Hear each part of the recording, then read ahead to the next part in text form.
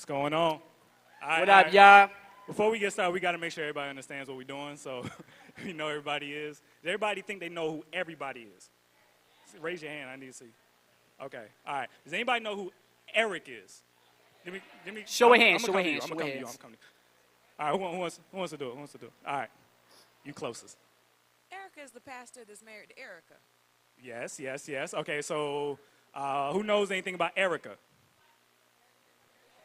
All right. Erica is cheating on her husband currently with Harry. Currently. All right. What's their daughter's name? Okay. And is everybody know what happened to Pearl? Okay. We don't want to talk about that again. It looks like we did a pretty good job. Everybody kept up. Okay. Y'all did a good job too. And what's the last? We got a couple more characters. What happened with Pearl? Who did that to Pearl? Okay. And who are the other two characters? And Mary. Okay. We good.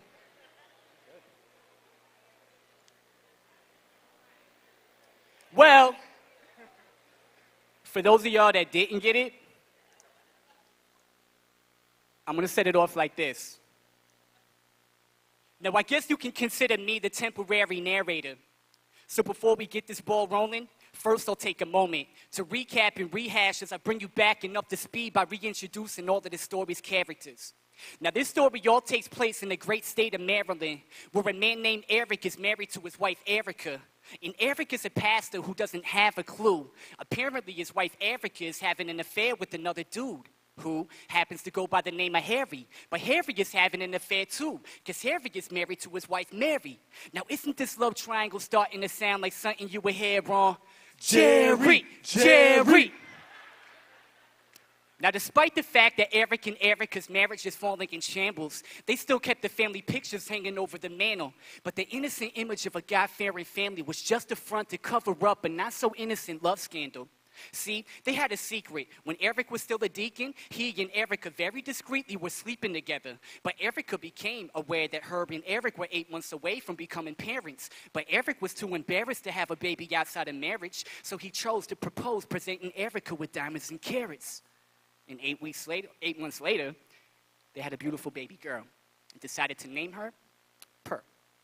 Now, fast forward 16 years and 11 months later, Pearl is all grown up now, but the constant friction of a dysfunctional house has caused her to grow distantly disconnected from a mother and father who constantly argue and are on the verge of divorcing. Now, let's veer off for one moment, and I'll introduce you to a man named Earl. Now, Earl is a 30-year-old sexually perverted, twisted version of that dude Ernest Goes to Jail, combined with the dark, eerie side similar to the persona of that dude Carl in the movie Sling Blade. And has a thing for teenage girls. Now, was it just a coincidence that innocent little Pearl happened to be happily walking down the same dirt road that Earl drove his 1994 four-door Ford Explorer every morning on his way to work? Well, coincidence or not, he persuaded Pearl to hop in and the two of them drove off. Only Pearl didn't envision that only minutes later she'd be getting raped in a vacant parking lot. She desperately fought and begged him to stop, but he just would not. This man was relentless. There was no preventing this man from getting what he wants. He firmly covered her mouth and held down her arms and just kept going on and on. Then in an instant, he stopped, got back in the driver's seat, started the car, and dropped her off at the nearest bus stop. 6 weeks later, Pearl noticed the symptoms of morning sickness were plainly evident. Not only was she a rape victim, but she became pregnant from it. Now she nervously enters the entrance of the abortion clinic. She never envisioned that she'd ever be in this position. The nurse at the front desk directs her to room 2. As she patiently waits, she contemplates pacing back and forth because she's unsure if this is something she really wants to do. The door finally opens and the doctor walks through. But here's the twist. Guess who walked in the room? It's Harry the specialist, wearing his spectacles, carrying love messages. There in his pocket protector was Eric's address, and Erica's wedding ring was there on his chest. And this is where we left off at the end of part 1. So with no further ado, we present to you the second chapter. This is Twisted, part 2. Okay, it seems we have a problem. Dr. Harry obviously recognizes that this is Erica's daughter. Oh no, he's not breathing. Quick, prep the ER. Bring out the respirator. We need to resuscitate him. Wait, Stay calm, Harry. You've been through this before. Mary's caught you on the floor of the bedroom making love to the next-door neighbor's maid who was only in 8th grade, but it wasn't your fault because she looked 24. Just ask her what her name is like you didn't already know. But wait, what if she recognizes my cologne from the time me and Erica were having sex in the home and then chose to move to Pearl's bed because she said she wanted to reconnect with her youth? True, but wait a minute, who are we really scared of? Is it that fool Eric who preaches Jesus from the pulpit but can't even save his own marriage? Dude, you should be embarrassed. Pull yourself together. Cool. Okay, young lady, can you please tell me your name and what you came here to do? At this point, Pearl had already taken advantage of Harry's hesitation and managed to make up her mind about taking the life of her unborn baby. Okay, young lady, let me take you through the usual rhetoric. It would be better if you put your baby up for adoption instead of opting to terminate your offspring, because often adopted babies grow up to be presidents or doctors and yada, yada, yada. Now, that's option number 1. Option 2 is only possible if it's proven that you should get assistance due to your financial position, because there are a few institutions that provide distribution of money that you do not earn, so you could go through with your pregnancy and bring your baby to term. But I'm sure you've heard this all before, so let's just move you on your way. But doctor, I'm still under 18. Don't I need some sort of parental notification? What? Don't be crazy. Let's not get them involved. You're a grown lady. That doesn't make any sense at all. Let's just waive the notification papers and Nurse Amy will take you to the room for proper preparation, okay? Okay. A few minutes later, Harry enters the room to find Pearl already prepped with the legs spread up in the stirrups. Something about the situation is stimulating memories of scenes that Harry has seen far too often, just a younger version. He grabs the local anesthesia needle and proceeds with the procedure while streams of tears are creeping down Pearl's face. He inserts the vacuum tube and begins extracting. Okay, young lady, you might start feeling some cramping, but that's really normal, no need for alarm. 5 more seconds and the procedure is done. 5. Pearl tenses her face and digs her nails into Nurse Amy's arm. 4. Amy screaming at Pearl and telling her that she needs to stay calm. 3. Harry's hands are shaking because he remembers performing the same procedure on Erica. 2. From the baby they made together, but Erica said she didn't want to give her marriage up. 1. It's done.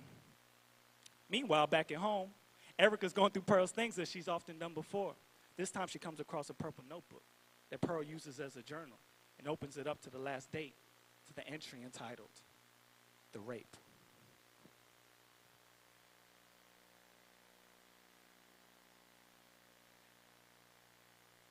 "911. Sheriff's Department, how can I be of assistance? Oh my God, please, officer, listen. My daughter's been raped. Please, you've got to commission a statewide search and find the man that raped my girl. Man, please, try to remain calm. Now, I know this must be hard and quite alarming as a mom, finding this out about your daughter. And for what it's worth, I'm sorry. Thank you, officer. No thanks necessary, man. I'm just doing my job. Now, slow down and tell me exactly what happened. Okay, well, see, here's the thing.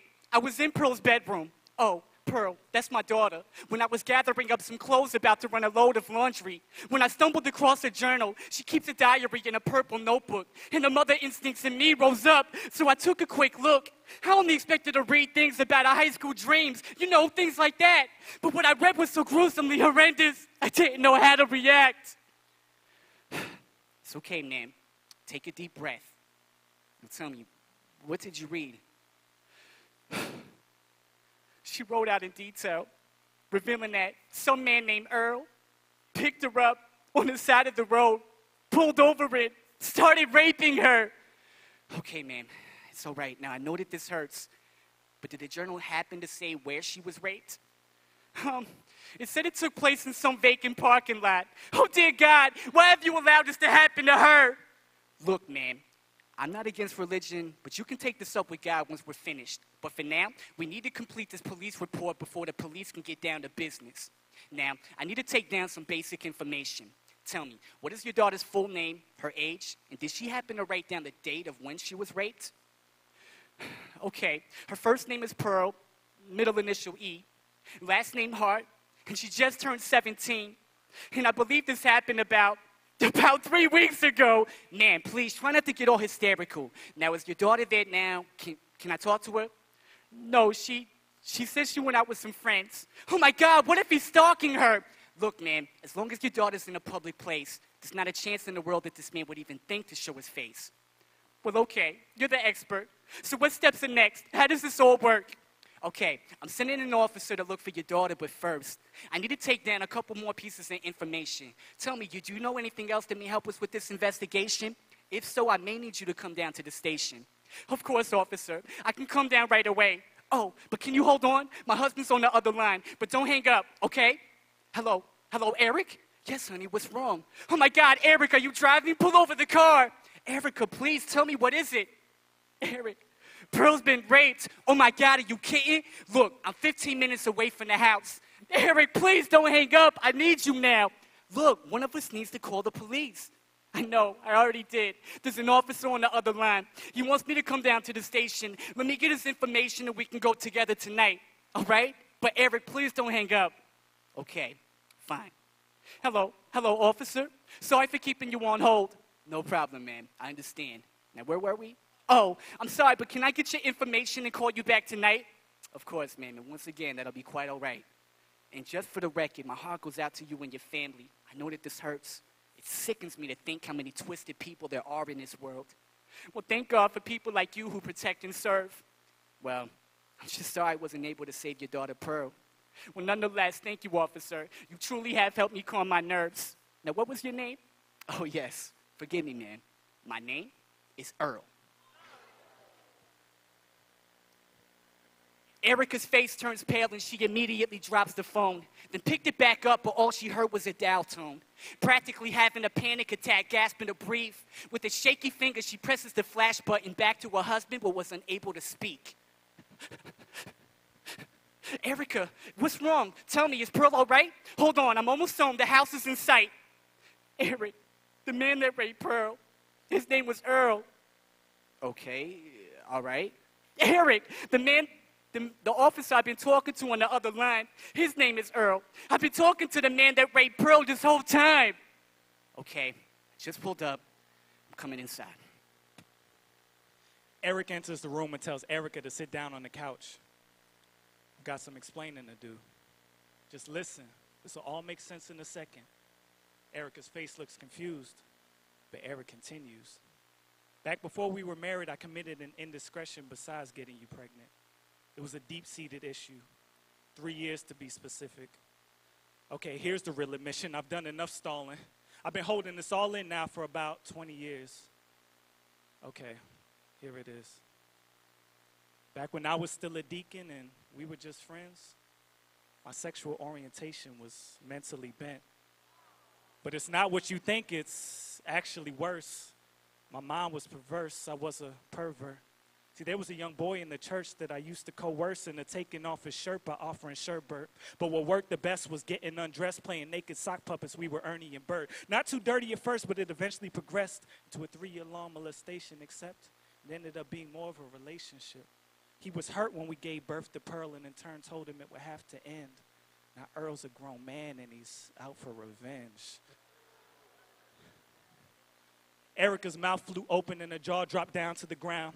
How could this have all happened without her finding out? They spent the next few hours trying to talk about how in the world they were going to work this out.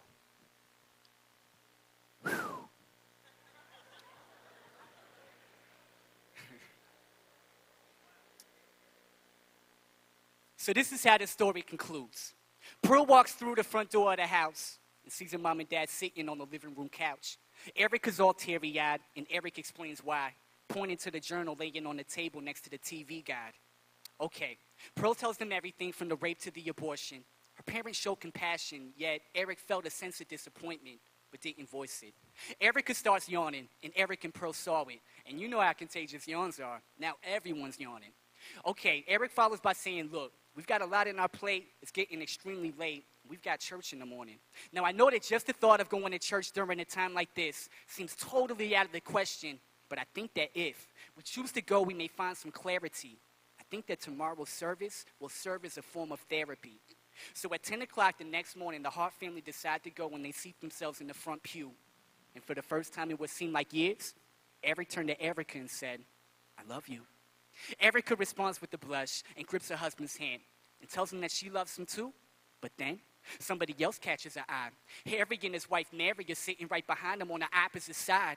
Hold on, don't overreact. Harry's a member of the church too. There's no harm in that. Just because you met him here and had an affair in the office chair of the assistant pastor's office doesn't mean that Eric suspects a thing.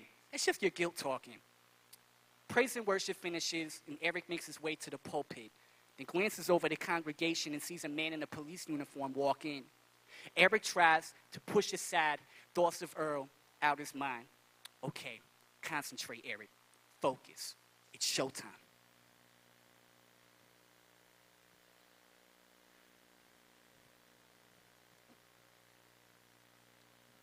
Good morning, congregation. Today's message is basic, but I'm going to be saying some names, just don't be ashamed. My daughter Pearl's been raped. Wait. I know this is strange, but bear with me. Soon you'll understand what I'm saying. She then had an abortion that was performed by Harry, who was also having an affair with my wife, Erica. Yes, honey, I was always aware of it. Now, Harry's wife, Mary, is also having affairs with Barry, Matt, Gary, Chris, Dustin, and Greg. Doug strung out on drugs. Ben, just cocaine. Jenny's been a perpetual liar, if that's even her real name. Jimmy's addicted to naked pictures of women. Paul's fixation is masturbation, and in the past, him and Sebastian have had relations. Johnny's just fake. He claims to be saved, but to this day, he still hasn't made a commitment. While Kim has committed vehicular murder, drove off, and still hasn't turned herself in. While Officer Earl, standing in the back of the church, is the man that manhandled my baby girl. What's worst of all is that your Pastor Hart is the one that basically raped him first, which means I was basically raping her. So I don't even have to mention that your sin has consequences. That's not for this message. See, the problem that we're having is that deep down within us, we really don't feel like we can be forgiven. Even though Jesus died on the cross to pay for our sins, we think our lives are too twisted for him to forgive. So we hide our faces. We're perpetrating like our lives are straight when it's plain as day that we're not okay. So there's only one question left for us today. Have we done too much? Have we gone too far? Is that secret we're keeping inside too large? When God paid the cost when he died on the cross, how is it there's forgiveness for a life so twisted? Have you done too much? Have you gone too far? Is that secret you're keeping inside too large when God paid the cost when he died on the cross? How is it there's forgiveness for a life so twisted? How is it there's forgiveness for a life so twisted? How is it there's forgiveness for a life so twisted?